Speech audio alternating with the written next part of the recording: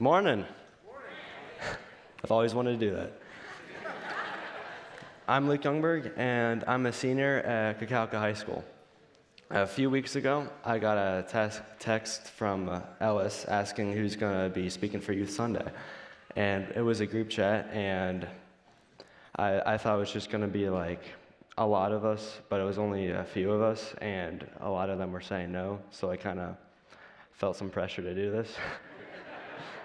But even though I didn't want to, I embraced this opportunity, even though speaking is not my gift.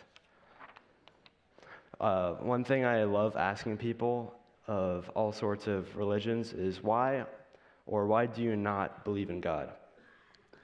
I've always loved hearing other people's stories. Years ago, I did not really believe I had a story. I thought my life was boring, but the more you think about your own life, the more you unpack and reflect on your years prior. Everyone has a testimony, and I'm glad to share mine with you today. As a kid, I had a speech delay. No one in my family could really understand me or what I said. It was basically just gibberish. And I don't know how, but my brother could translate me for some reason. I don't really know how. I would just be saying some random things, and my parents would just look at me like, oh, he needs some milk. This also comes from the same guy that he claimed to have a conversation with a duck, so I don't know what's up with him. I feel like someday I'm just gonna look out the back window to see him talking to a tree, so I don't know what he can do. But around the age of 2, I started going to speech therapy, and I finished around 3rd grade. Being there helped a lot with how I talked, but I still struggle with it to this day, and you'll probably witness a lot of it today. So I got out of it in 3rd grade, and later that grade, in 3rd grade, I was in the backyard of our house talking about God with my brother. I was crying, saying something along the lines of, how can there be a God if I can't see him? And I forget most of the conversation we had, but my brother went inside, and I was just sitting out there by myself, just collecting my thoughts, I don't really know what to do. So I just wiped my tears away and started walking back to my house. And when I was walking up, I heard footsteps next to me as I was just walking, and I just do a glance over, and that glance has probably changed my life. I look over and I just see feet with sandals, and instantly I was just like, what? I wasn't expecting that. And if that did not happen, I definitely would not be standing on this stage, or probably not even in this room. And from an experience like this, I knew there was a God, but I did not really walk with him until high school. In 2017, when I was in 6th grade, my family left our home Mennonite church, and we started attending here at Westgate. And that year, me and my older brother went to our first winter retreat. And since it was so many years ago, I barely remember any of it. And it was the first time I was forced out of my comfort zone. And in the mornings, we have this thing called morning prayer, and I thought that was required. So I wake up earlier and go up in there and just see everyone praying for each other. And I instantly was like, I'm in the wrong place. I don't want anything to do. So I started back into the corner and trying to leave. And this is when I meet Jeff. Jeff comes over to me, does the whole point, he's like, I'm going to be praying for you. So he prays for me, and then he's like, okay, you got to pray for me. And I'm like, oh, great. I don't want to do this. So I go and I pray for him, and it wasn't really that bad, but I'm not good at talking, so it's just hard to do. But yeah, it was something that brought me out of my comfort zone, but it definitely wasn't the last. And that basically moves us to middle school, and middle school is a crazy experience for everyone.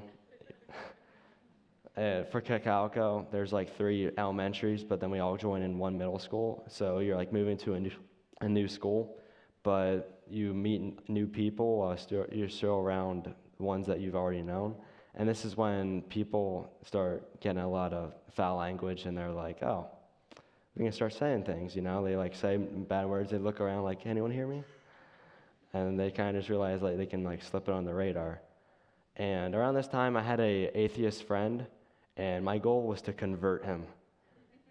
Of course, this didn't work. It would get to the point where we would just argue, and really instead of discussing it, and we were like friends from 6th grade to I don't really see him anymore to like around sophomore year. And one thing that I think that I didn't really like connect with him and like help him is because his heart wasn't right, but my heart was also not right. And one question a lot of people asked me at the time is I became a very foul-languaged kid. Was like they would be like, "Why do you swear if you're a Christian? Like you don't act like a Christian." And I always be like, "There's no verse in the Bible that says I can't swear. I can say whatever I want." And I never really read the Bible fully for this. I just found a verse and then I found a verse that changed my perspective on this, which is Ephesians 5, verses 3 and 4. "But among you there must not be even a hint of sexual immorality or of any kind of impurity or of greed, because these are improper for God's holy people. Nor should there be obscenity, foolish talk, or coarse joking, which are out of place, but rather thanksgiving." And I read this, and I knew instantly it was time for me to stop with my trash talk. It felt like an entire new perspective of life. My school friends could tell I changed, and I began switching out words that I used to say with better ones. In 10th grade, my faith expanded, and this was when like really the throttle started going. A guy by the name of John Henry spoke at our youth group one time, and at the end of his talk, he pointed at everyone and was like, "I'm going to be doing a prophetic word to each one of you." And I was really psyched and all, but I don't know how, but I was at the last in line. So I stayed there very long. But it gets to me, and he points to me. He's like, "You have eyes of the future. You'll be able to see stuff before they actually happen." And I was really like, wow, that's really cool. And by the way, if you haven't got a prophetic word, I very much recommend it. It can be a lifesaver. And one thing that I didn't really realize was I was kind of doing stuff like this before I even realized, which also proves that you can have fruits of the Spirit that you don't even know of. Like I was in 7th grade in the Chicago Middle School, and we were playing bingo. And if you don't know how big it is, it's decently big, and it was like full of people. And like the teacher would be like, "B," and I was like, "Oh, I want B12." So I just shouted B12, and she just looks at me confused, and it was B12. This happened another time, and it got to the point that my entire table was being like, "Oh, you gotta say this one, because I need this one to win." It was very fun, but I feel like a lot of people forget that. Winter Retreat 2022 comes around, and this is my first time coming back to a winter retreat since 6th grade. And during Saturday night's worship, I got a word for some people I knew. And I went around just like telling them what I heard and all that, because I was like, I don't know if this is true. I don't know if this is me, but I'll just do this right now because I'm feeling it. And this was a new first thing of going out my comfort zone with that. And this leads me to the end of 2023. And I get a text from a number I didn't recognize, and it was the recording of the prophetic word from John Henry.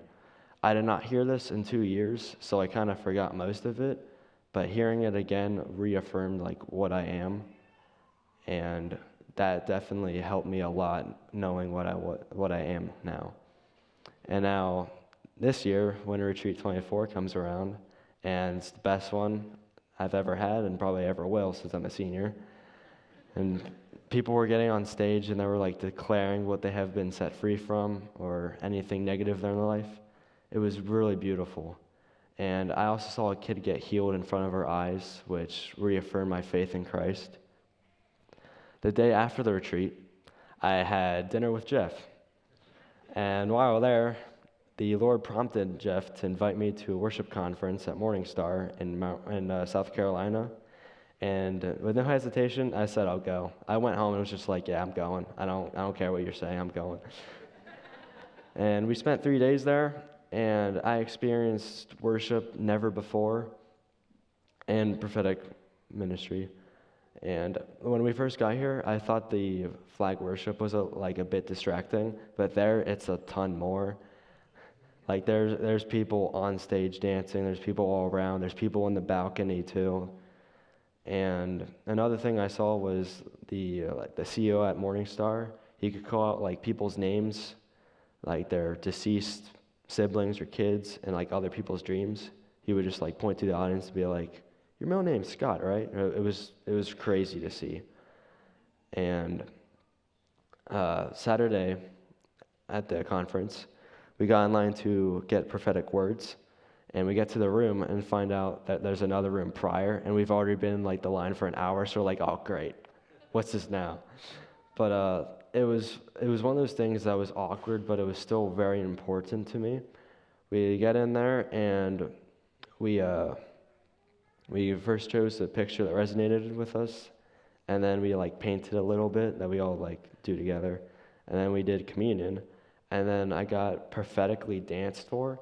And this was a thing that I've never even heard of before, but it's basically instead of people telling you what they heard from God, it's them showing you with like their hands and like their body, and they're like doing dancing. I'm not doing that.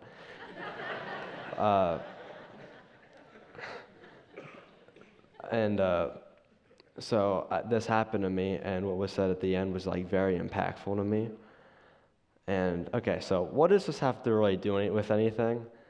I kind of like made points of like what I want to talk about, and my first point is it is important to go out of your comfort zone spiritually.